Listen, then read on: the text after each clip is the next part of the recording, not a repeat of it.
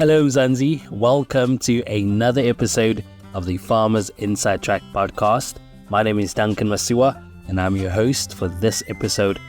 We are continuing our series on the South African wine industry professional body, a program that highlights the skills of hard-working wine industry workers and helps boost their careers, recognizing their vital contributions.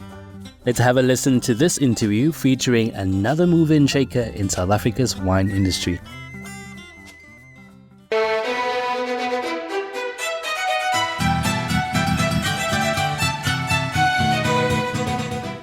Hello South African wine enthusiasts, I'm Duncan Masiwa and welcome back to another episode of the South African wine industry professional body, or SAWIPB.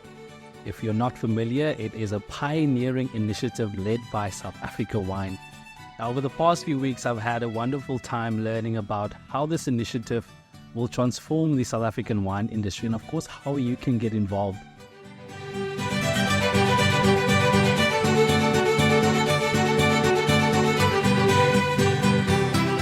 We're excited to bring you another episode featuring a guest who has a profound passion for the wine industry. Oursula Lenee, who joined the KWV ranks in December 2016 as the Assistant Viticulturist. But the self-proclaimed proud pioneer had a sights on the company since the student days at Stellenbosch University, studying towards a degree in BSc Viticulture and Oenology. Oursula worked at KWV's Wine Emporium as a tasting assistant and a tour leader. It was a year where her confidence in and passion for wine manifested, and a career in winemaking became non-negotiable. Today, she is a proud viticulturist at Laborie. Oursula, it's so lovely having you with us. Thank you so much, Duncan, for the opportunity. It's lovely to be here. Now, viticulture, out of all the things that you could have done in life, why specifically following a career in primary wine production? So, working outside, I just love working outside and working with this resilient plant, and from the soil and to putting a remarkable product in the bottle. It's just such an exciting journey to be a part of. I had a look at your very impressive CV that took me about an hour to get through. Take me through your career and how that unfolded over the years. Okay, so I think after my studies, I got a job at Distell, now known as Heineken Beverages, as a viticultural student. I loved working with the viticulture team, and it got me so excited into cultivating the grapes that we actually use in wine. And unfortunately, after I ended my contract, there was no permanent viticultural positions in the industry available. Sure. So I decided to broaden my knowledge and pursue a career in whiskey making. I went to go work at the James Sedgwick Distillery in Wellington, and I made whiskey there for 5 years. During those 5 years, it was incredible to see how you do the distillation of whiskey and also putting that amazing product in the bottle. After that, my heart still yearned to the viticulture and being outside and working with the vine. So I started applying for viticultural positions, and I came back to KWV, started as Assistant Viticulturist, and after 3 years I was promoted to Viticulturist, where I'm still working today. You know, having a career as yourself, it sounds like you've had a number of memorable experiences. Take us through those. What are some of your most memorable experiences in the wine industry? And I'm sure there's been challenges as well, so take us through that as well. I think I'm going to give you an example of memorable and challenging. It was challenging for me to get back into viticulture, I must say. I applied for 2 years for different viticultural positions and I wasn't successful.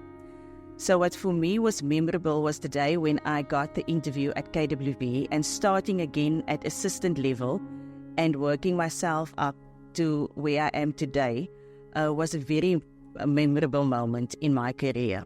So I thought at one point my career in viticulture was over because I decided on whiskey making, but I got another chance. And challenges? I think that was probably some of, or the most challenging time for me in my career, just getting back into viticulture and oenology. Yeah. Tell me about your role within the SAWIPB structure. What exactly do you get up to there? Okay, so I'm part of the primary production committee and advise from a viticultural point of view. And we help develop career paths within the viticultural field and putting out a standard for the South African viticulture and wine industry for people to get accredited for what they do in the wine industry. Yeah. How do you believe your contributions to skills transfer events impact the sustainability and the growth of the wine industry as a whole? I think for me, the versatility of the wine industry really impacted my life. I first chose viticulture and then I went to whiskey making and then came back to viticulture. I think if the professional body was there at that time, it would have also been easier for me to get back into viticulture because my resume would have been there and it will be easier to apply for jobs through the professional body. So I think skills development and transfer also leads to empowering people at a stage in their life when they don't have the help in the industry. Yeah, and I suppose that's quite important. You know, you talked about early on one of the challenges being a few years back when you started that there were no positions such as viticulturalist. In your opinion, what are some of the current challenges that the wine industry is facing, and how do you see those challenges evolving in the future? Firstly, I think one of our biggest challenges is climate change. And I think we need to change our way of thinking to be more acceptable and adaptable to climate change.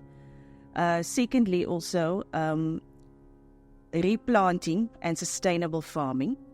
We have a lot of old vineyards in South Africa that needs to be replanted. And they are not producing the crop and the crop quality that they used to. And so there's a lot of work that needs to be done there.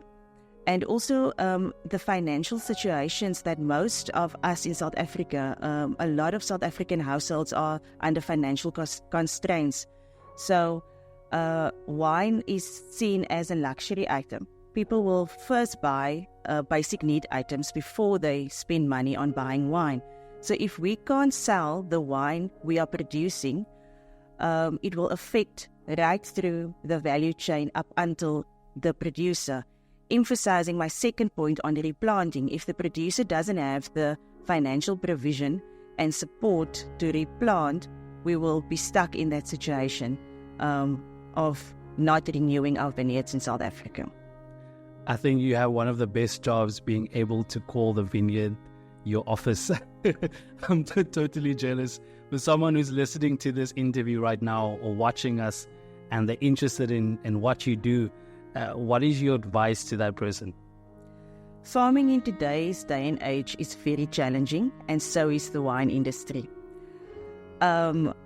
With that being said, to taste the product in the bottle that you help cultivate it is most rewarding.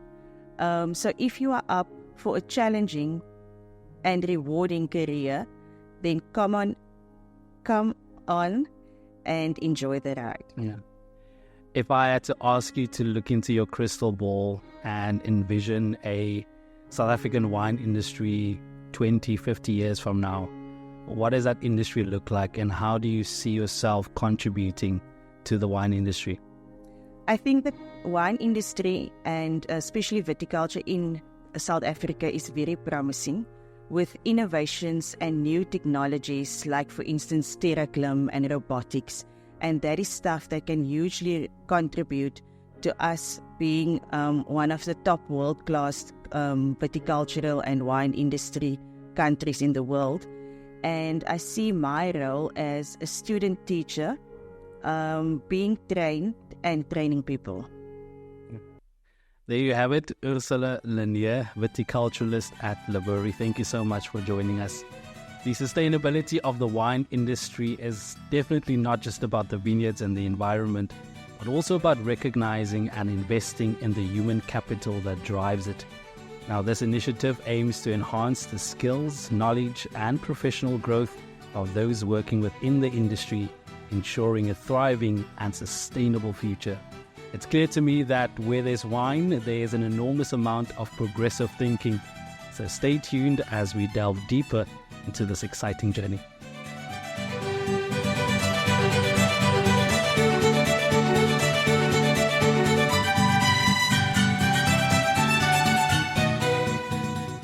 And that's a wrap. Join me again next time as we dive deep into the South African wine industry professional body. Remember to subscribe to our podcast on your favorite platform so you never miss any of our episodes. From me, Duncan Masiwa, our technical producer Megan van der Vent, and the rest of #Team Food for Mzansi, thanks for listening.